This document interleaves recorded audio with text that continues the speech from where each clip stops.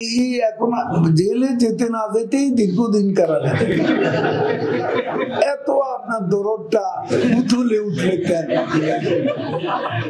মির্জা ফখরুল থেকে খালেদা দিয়েছে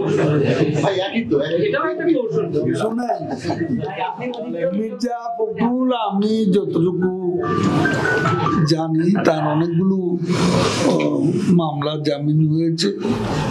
এর ভিতরে একটা বিষয় স্বাভাবিক কারণে বিচার বিভাগের জন্য স্পর্শকাতর, সেটা হলো যে বিচার প্রধান বিচারপতির বাড়িতে যে হামলাটা, এই মামলাটাই তার কাছে একটু অসুবিধার কারণ হয়ে দাঁড়িয়েছে। হয়তো এক সময় পেয়ে যাবে, এগুলো তো পার্মানেন্টলি একটা লোক জেলে থাকবে বিনা বিচারে, এটা তো আমাদের সরকারও এটা সমর্থন করে। সেটা হয়তো সে পর্যায়ে আসলে দেখা যাবে। তবে এটা বিষয়টা অত্যন্ত সেন্সিটিভ বিষয়, কারণ প্রধান বিচারপতির বাড়িতে এখন বিচার বিভাগের জন্য এটা তো সেখানে তারা এখনো জামিন বিবেচনা করেনি, ভবিষ্যতে করবে না সেটা আমি বলতে পারি, করতেও পারে। আমি অবশ্যই আপনার এই তথ্য আমি জানি না, এটা আমার জানা নেই। তো সেটা তারা যখন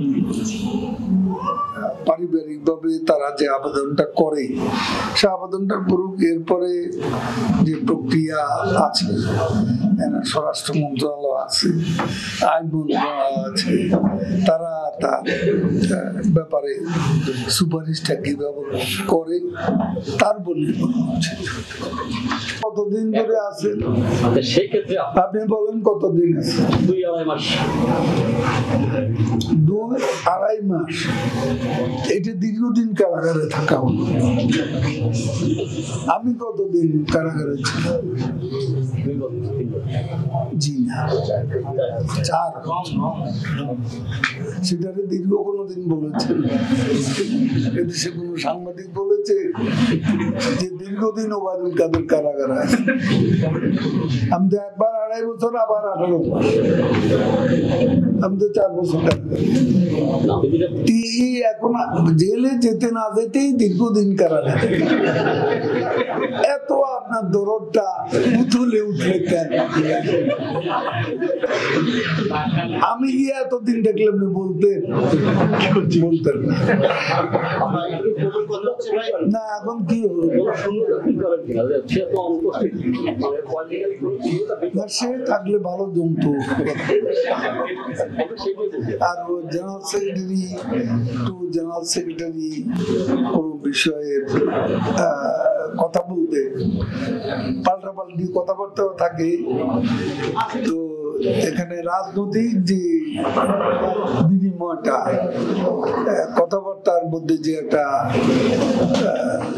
প্রতিযোগিতা, সে বিষয়ে অথবা দলে যেহেতু মুখপাত্র দলে, এখন তাদের নানা আন্দোলনের কথাবার্তা আসে, কোনটা কার এটা বোঝা মুশকিল। মির্জা ফখরুল বক্তব্য দিলে বোঝা যেত যে এটা বিএনপির বক্তব্য, কাজে এটা উত্তর দেওয়াটাও সহজ হতো।